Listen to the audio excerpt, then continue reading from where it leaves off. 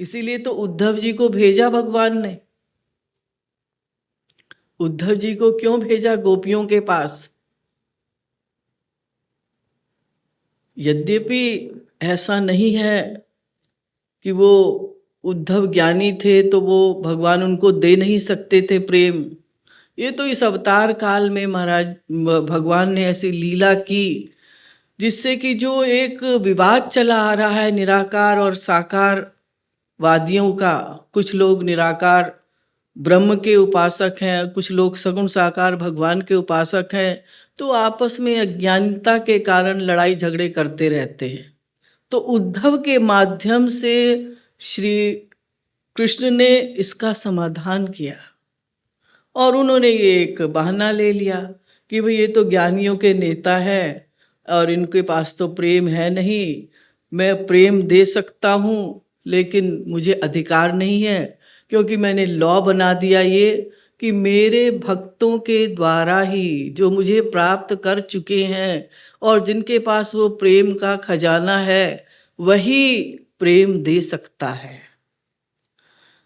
तो अगर उद्धव जी से भगवान ये कहते कि जाओ गोपियों से प्रेम ले आओ और गोपियों को गुरु बना लो, तो फिर उद्धव जी कहते अरे वो बिना पढ़ी लिखी एक एक फुट का घूंघट निकालने वाली, उनको मैं गुरु बनाऊंगा, मैं इतना बड़ा ज्ञानी। तो भगवान ने उनसे कहा उद्धव जी से, उद्धव जाओ गोपियों को ज्ञान दे आओ, और आधी बात छिपा ली। ये नहीं कहा कि सदा के लिए दे आओ और प्रेम ले आओ। उनके कहने का तात्पर्य ये था इस ज्ञान को बहा दो यमुना में, गोपियों के पास जाओ और उन्हें गुरु बनाओ, वो प्रेम की आचार्य हैं। गोपी प्रेम सर्वश्रेष्ठ क्लास का प्रेम है और वही लक्ष्य बनाकर श्री महाराज जी ने हम लोगों को साधना कराई है। यानी टॉप क्लास के हमारे महाराज जी और टॉप क्लास की साधना की पद्धति। तो उद्धव जी को भगवान ने गोपियों के पास भेजा, इसीलिए भेजा क्योंकि वो प्रेम देने के लिए गोपियां ऑथोराइज थी, ऐसा कहना चाहिए। भगवान नहीं दे सकते थे, वो प्रेम की आचार्य गोपियां। तो उद्धव जी बड़े अहंकार के साथ गोपियों के पास गए, जाने लगे। वैसा ही रथ था और भगवान के वैसे ही उन्होंने वस्त्र धारण किए हुए थे। अब वहाँ जब गए तो सबसे पहले तो धूली उड़ी ब्रज की, उस धूली में स्नान किया उद्धव जी ने। यानी ब्रज में प्रवेश करने से पूर्व ही वो ब्रज धूरी जिसके लिए ब्रह्मा भी तरसते हैं, गोपियों की पद झूली, ब्रज की जो धूली है, उसमें स्नान किया। जो रसिकन की परम धन पावन जीवन मूरी, रसिकों की परम धन है वो ब्रज की धूली। और श्री महाराज जी ने भी इसका महत्व समझाने के लिए कीर्ति मंदिर के निर्माण कार्य से पूर्व, जहाँ कीर्ति मंदिर का निर्माण हुआ, महाराज जी स्वयं उस धूल में लेटे। उसका वीडियो भी अवेलेबल है, उसके फोटोज भी अवेलेबल हैं, किस प्रकार से महाराज जी धूल धूसरित हुए। तो वो ब्रज की धूली में उन्होंने स्नान किया, यानी वो स्वतः उड़ने लगी उनको अधिकारी बनाने के लिए। पश्चात उद्धव जी नंद बाबा के महल में पहुंचे तो दूर से देखा, क्या कन्हैया वापिस आ गया, क्या कन्हैया वापिस आ गया। मैया ने दूर से देखा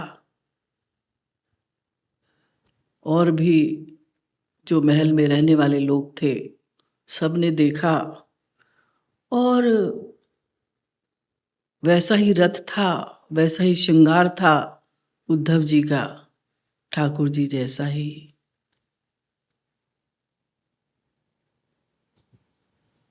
जब उद्धव जी वहाँ पहुँचे तो मैया ने कहा, अरे ये तो उनके सखा हैं।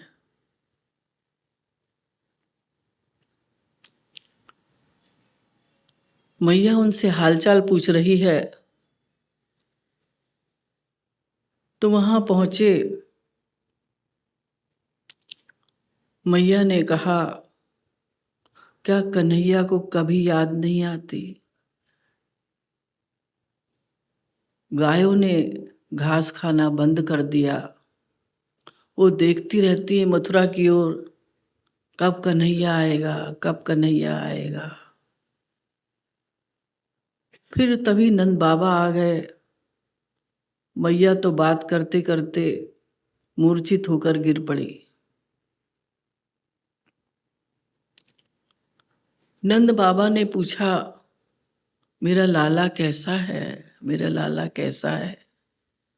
मैं उस क्षण को कैसे भूल सकता हूँ जब वो पादुका लेकर, मेरी पादुका लेकर अपने सिर पर रखकर मेरे पास दौड़ा दौड़ा आता था, मेरी गोदी में बैठ जाता था।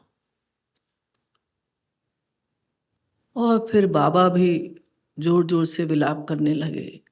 उद्धव जी को कुछ समझ में नहीं आ रहा कि मैं तो यहाँ ज्ञान का उपदेश देने आया था, लेकिन किसको सुनाऊं, किसको बताऊं, क्या कहूं, ये सोचते ही जा रहे थे। इतने में गोपियां आ गई, सखा लोग आ गए। सखा लोगों ने कहा, हमारा कन्हैया कैसा है, हमारा सखा कैसा है, क्या वो भूल गया हमें?